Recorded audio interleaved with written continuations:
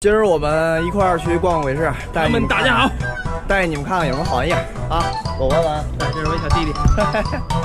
逛鬼市还是我最早发的，一定保持下去啊 OK 我逛不到的时候，你好好逛。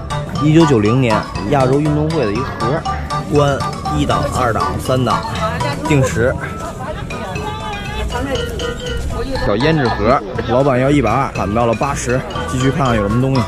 这小摆件木雕的还不错。尼康镜头打开是个壶，哈哈，这挺有意思。